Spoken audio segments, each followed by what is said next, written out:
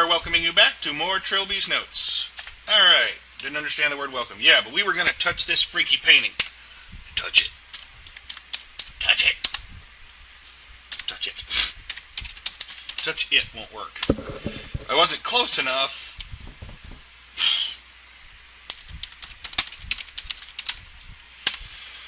As I stepped closer, I could feel sound becoming muffled, my head spinning as if I were about to faint. My hand, as if pulled by an invisible string, reached towards the clumsy brushstrokes. Wah! Defoe Manor, July 28th, AD 1821. Matthew Defoe is 15 years old today. He is excitedly putting the finishing touches on a painting, which his father commented on encouragingly, the first time he's ever been supportive of Matthew's artistic leanings.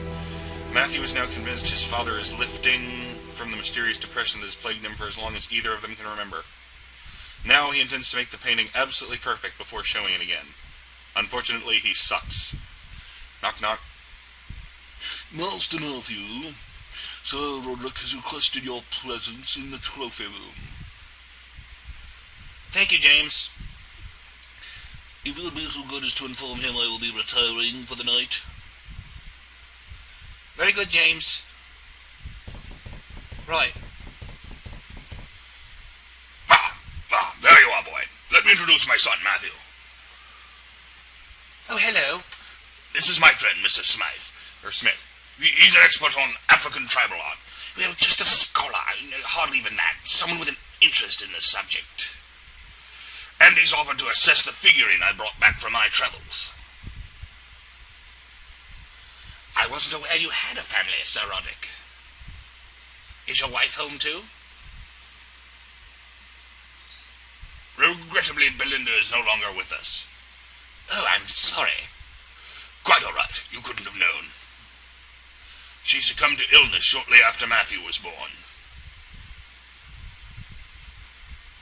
I finished the painting I showed you, Father. Oh, good.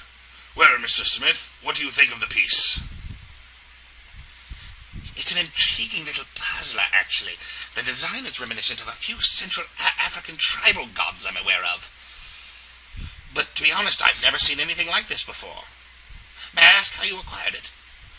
I'm glad you asked. It was 20 years ago, when I was a younger man, on my first travels to the Dark Continent. We were traveling along the west coast when our bearers spotted a ship that had run aground. It was an English clipper named the Sea Angel, and a short exploration revealed that every single crewman had just disappeared. Of course, we immediately sent a letter to the nearest embassy to report the finding. But the point is, it was on the lowest deck of the ship I found the very figurine you see before you today. The ship with nobody on it that I'm sure had nothing to do with it. What an extraordinary tale. But how do you account for there being an African tribal carving on a British vessel? We were confused as you are. It wasn't a slave trading vessel, but there must have been a Negro on the crew. It's 18-something. We're allowed to be racist. It has been a personal mystery of mine ever since. Quite. I was hoping you could shed a little light on the matter. But there is more to tell. I haven't even begun to recount the strange events that have surrounded this artifact. Would you care for a glass of brandy? Thank you. That would be most kind. Matthew, fetch the brandy from the kitchen, and some glasses. Yes, Father.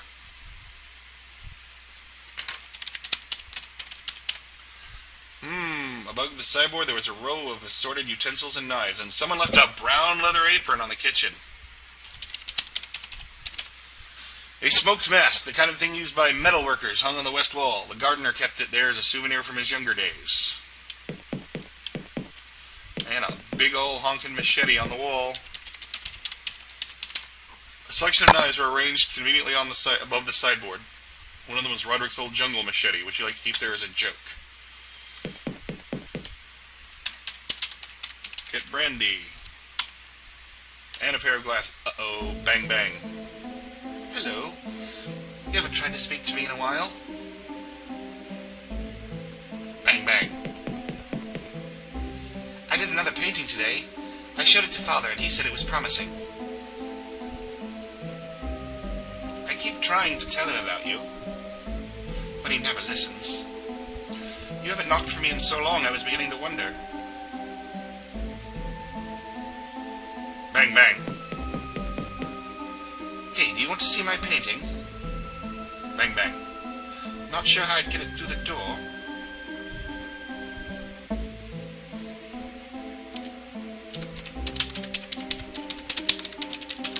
Push painting under door. I'm pushing the painting under your door, okay? Just give it back when you're finished. How dare you, sir? You intrude on my hospitality and insult my judgment? That's Father. Get out of my house, you worm! I'd better see what's the matter. He says, and then expects me to walk him across the room. And this is the... notice now, this is the only room to the door. Only door to the room. I guess the other room is on the other end of the house, though, so... But Father... Oh, it's you. Father, what happened? I heard shouting. That old fool told me some rubbish about my figurine. Said the only tribe it could have come from died in slavery years ago. Actually had the nerve to accuse me of buying it from a forger. I'm sorry, Father. What are you apologizing for? Where's that damn brandy? I've got it here. Give it to me. I'll go back to my room, Father. Show me your painting. Father? You said you had a painting. Show it to me. I can't, Father. And why not? Because... Come on, why not? Out with it. I gave it to the boy behind the door. I see. Father? Go back to your room, boy. I have to write my diary entry. Yes, Father. An hour of silence passed, and Matthew grew concerned about his father. Strangely, the most disturbing thing had been Sir Roderick's reaction to Matthew mentioning the boy behind the door. In the past, raising this had usually provoked a violent rage or instant flat denial. Matthew wondered what sort of anxiety was going through his father's mind. Smash! What was that? Father, what are you doing?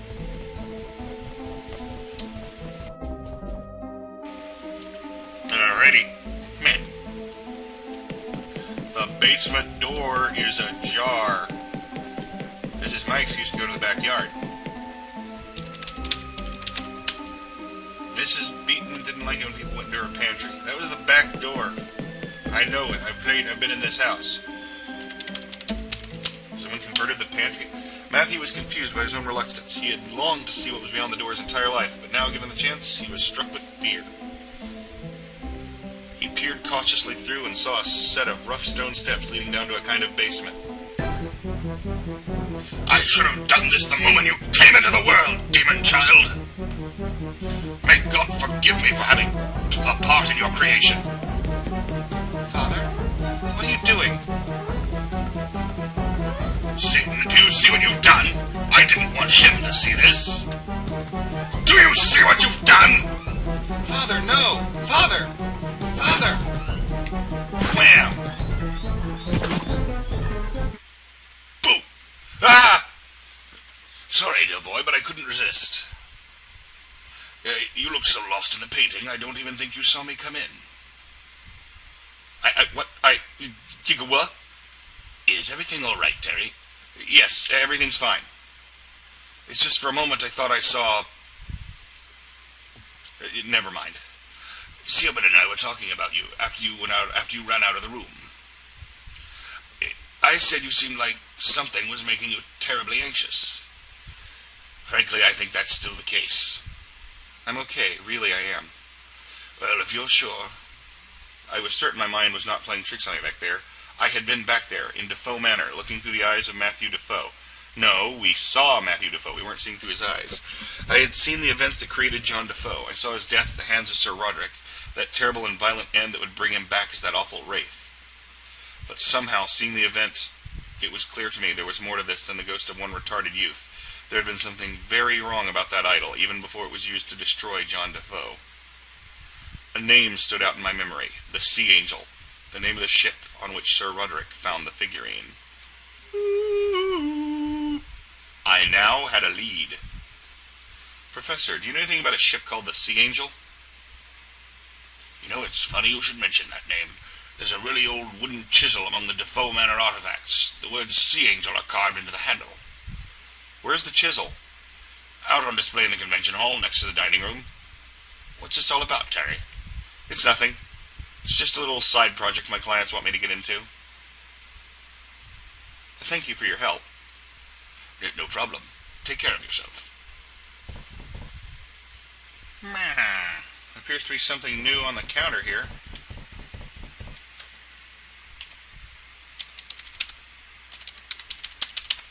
The reception desk, a cheap pine affair, blah blah blah. Matchbooks on the desk. Matchbook. Get matchbook. Only one match left. I took it anyway. Meh. One match. Fair. Well, we have a match. How about we use it to cause some trouble?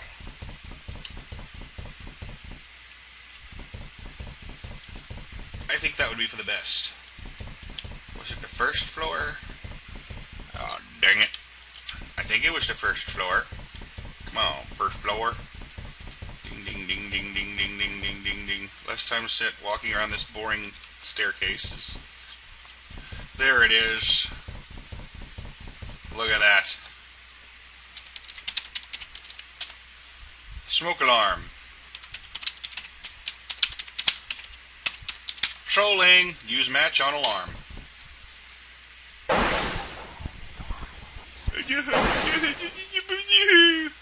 Click. That was scary. Fire door. I pushed my way through the door and descended the fire escape. Not much back here except something nice on a table. Garden maintenance. Tool storage. Old crowbar. Get crowbar. Yay! Oh, bull crap. Come on. You gotta be kidding me.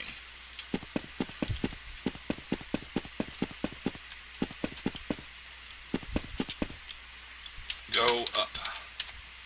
Climb the ladder and enter the same floor as I came from.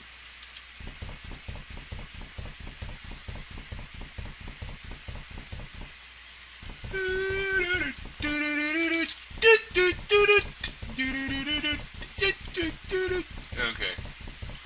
I don't even remember what song that is.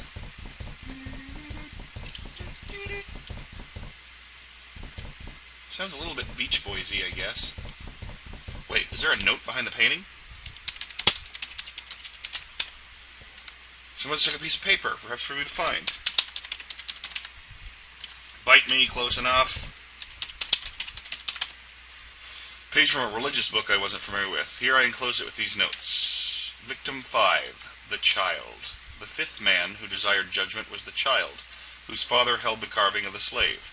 The prince came to him and was at once rightly pleased with what he found, for the house of the child and the father already knew well the name of the king. As the prince watched, the child was thrown down by his father and broken with the wood of the prince's soul. But as the child's body, mind, and soul began to drift apart, the prince held them together, and he said, "You are the child, and to you I grant power, for I see in you the potential that will grant my father, the king, his greatest wish. You shall be not of the land of technology nor the realm of magic, but of both, and thus you shall form the bridge. And across the bridge the king shall come to bring his message to the men of technology. Through you, child, the bridge will come, and thus I name you the bridge keeper." And the other one will be Zool. Okay, and the prince touched the child, and he was the bridge keeper. And the three aspects were granted power, so his soul would join with the prince's soul in the wood of the tree. And the bridge keeper rose up and threw down his father, and threw down his brother, and truly did they know the name of the king. And into the house of his father went the body and the mind of the bridge keeper. Okay. I don't play bridge.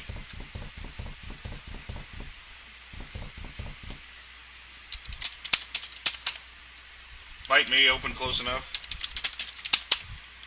Nothing here. Oh god, everything went scary again.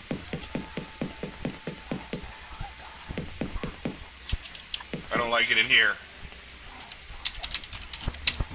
Use crowbar.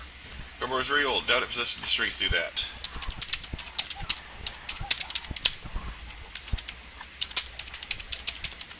There we go. As I suspected, stress proved too much for the ancient crowbar, which was bent to uselessness. I discarded it.